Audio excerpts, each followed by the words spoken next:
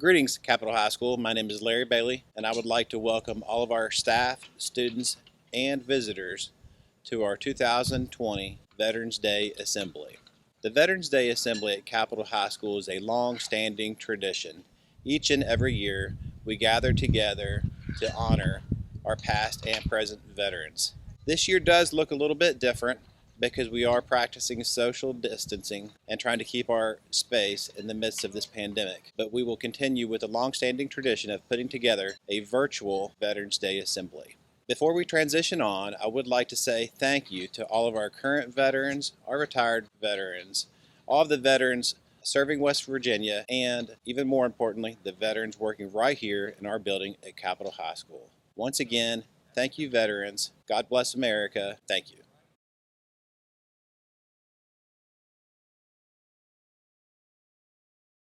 When I think of our founding fathers, I envision a room full of men wearing suits, debating about how our country should be, but in a much more pleasant manner than witnessed in the debate between President Donald Trump and Vice President Joe Biden earlier this month.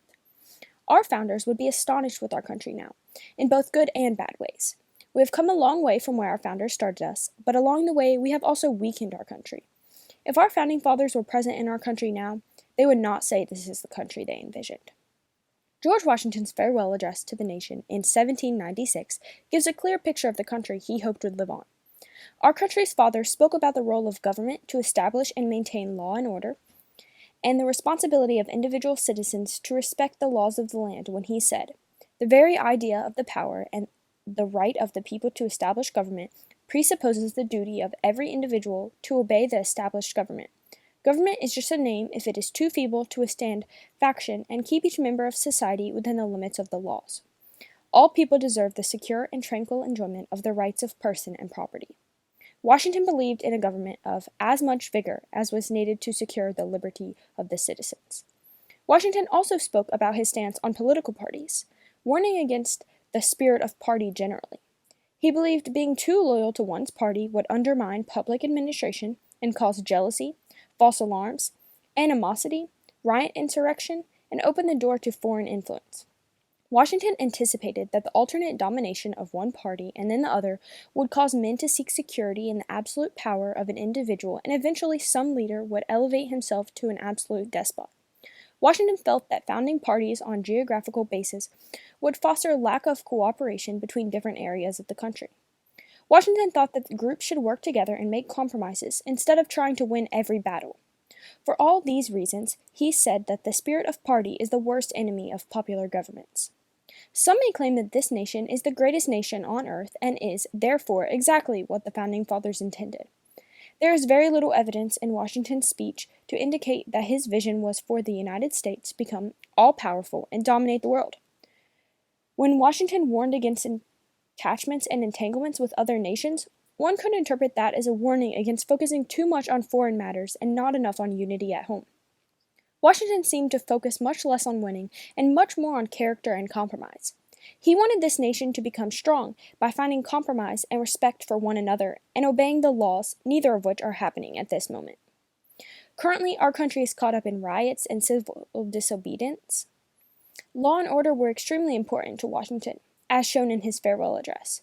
He would have insisted that the state arrest those responsible for riots, burning of buildings, and looting. Washington would not have sent federal troops to make those arrests, but would have expected the states to handle these issues. Washington and the Founding Fathers envisioned a nation where men would work together and make compromises in running the government. This is not the current situation in our nation. There are such disagreements between the Republicans and Democrats that important offices such as judgeships go unfilled, and there's a gridlock on passing bills that would benefit the country, such as the current stimulus bill that would help those harmed economically by the pandemic. What would our Founding Fathers ask us to do now? They would ask us to stop fighting. They would ask us to sit and listen to one another. They would ask us to vote politicians out of office if they focus more on strife than on compromising. They would ask us to obey the laws of the land, even while working to improve them. This is what would make America great again.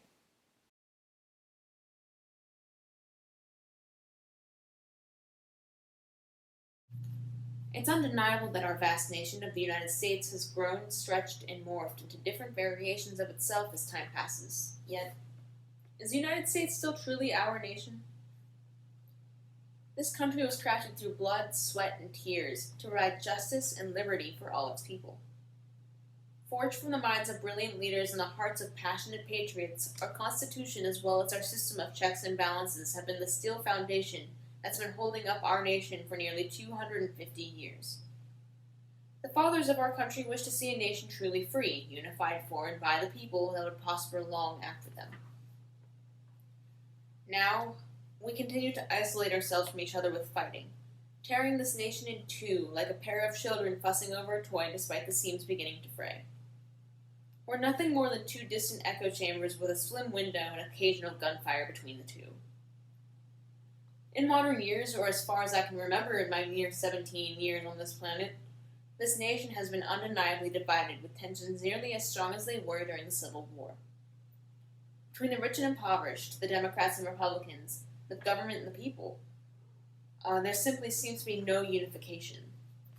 Similar to a question young 8th grader Becklin Brown asked Vice President Mike Pence and Senator Kamala Harris during the 2020 vice presidential debate, how do we expect to get anything done as a nation if we can't get along with each other?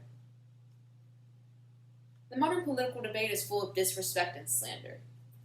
Neither side is truly given an opportunity to speak openly, forbidding each other from truly expressing their points to the fullest, no matter how much one may disagree. Your voice has become a privilege, not a right. The most recent time in history the entire country was unified was over the tragedy of 9/11, and this was over 18 years ago. 18 years of discourse, 18 years of division. Intolerance might be considered one of our nation's biggest challenges, as history has proven time and time again. It took decades for all men are created equal to become all people are created equal. Despite that, we do not have true equality. True equality to express oneself, their emotions, and their thoughts. True equality to be passionate without ridicule. True equality of opinions and respect for one another. It's impossible to predict the future, especially one that's over 2 centuries away. The best thing the Founding Fathers could have done to envision a bright future for our nation is get us started on the right foot, which they did beyond well by giving us a strong foundation that stood the hardy test of time. It's up to us and our young generation to repair what those before us have distorted and broken. One thing we cannot tolerate is this nation being broken apart further from the inside just because we won't respect one another. Repair our bonds, put our differences aside, and stand together. This nation needs us now more than ever. Regardless of red or blue, we're all human. Simply reminding ourselves of that is the first step.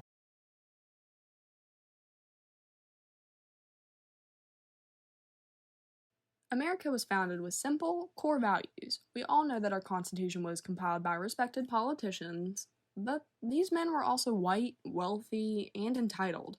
While the words they wrote down declared equality, peace, and prosperity would reign, they turned themselves into hypocrites. Many of the men who contributed to making the document owned slaves, and carried the idea that women were best put to use producing children. Overall, what they wrote and signed off on did not match how they lived. For example, let's address some of their obvious discrepancies. There's a fair share of instances where the Constitution refers to, quote, all men, end quote. Hearing that now, you may assume that all men with no heed to race and perhaps even women would be included. That is due to the society we have created. It has grown into a place where all are truly equal in a legal sense. Women and people of color have become much more respected over time, but it was a privilege that they had to fight for, because the white men who wrote those very words meant them in a completely different context. To them, quote, all men, meant something else. They used it to address those like themselves, white men who had land and a respectable reputation. While that particular phrasing reveals a couple of key inconsistencies, there are plenty more, but they all lead towards the same general argument. For the most part, the Founding Fathers did not practice the ideals they worked to instill. Even so, it is important to consider the world that they inhabited. During their lives, slavery was prevalent, and women were not often respected.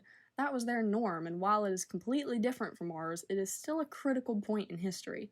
Furthermore, Benjamin Franklin supported our Constitution, but he also made it clear that he believed it was as best as it could be for their time. This is a crucial detail, as it means that they had a completely different outlook, a different society, and therefore it makes sense that their words don't match how they lived. They put a different meaning on those terms because they had a perspective unlike one you would see today. This does not mend their lack of inclusion, yet it does provide more context for why they acted that way. Now, to consider our time. Much has changed since their first version of the preamble. New amendments have been created to ensure safety and equality. To us, this means that no matter your gender or skin color, we all have been given equal rights. This concept is our norm, but if someone had spoken to our founding fathers about truly giving everyone the same rights, they would have found the idea preposterous. It all comes down to the varying perspectives and differences in the times. I don't believe this was the America those men envisioned, because many of them were too blind to consider a black man leading our country or having a woman as a Supreme Court justice. Their vision was so tunneled, those things were never deemed a possibility. In the end, our founding fathers were blind. It was not from faults of their own, but from the world they were raised in and what they were raised to believe before they came together to make their historical contribution. Slavery was a large market, and they could not see African Americans in any other light until said people stood up and demanded better. Our world now is based around standing up and taking pride in yourself, as well as never settling for less than you deserve. They were not made for the world of today, just as many of us who are proud to step up and fight were not made for their world. Thank you.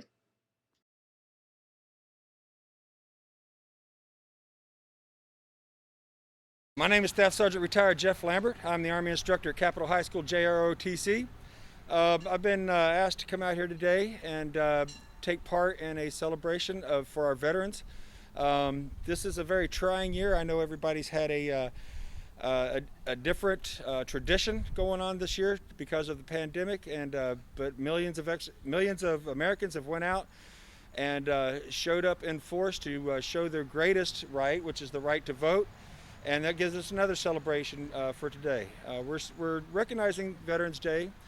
Veterans Day is just a recognition and a basic thank you to all the veterans out there from all the branches of service that have served their country, are serving their country, to give us American civilians our freedoms.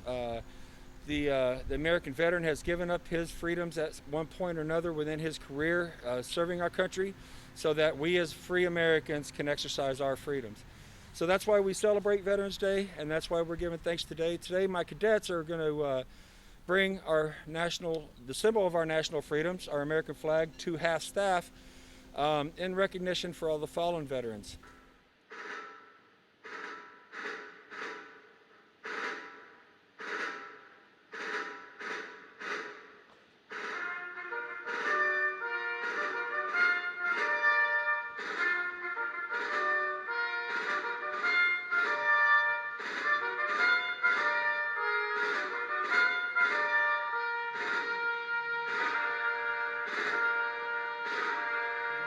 Eyes have seen the glory of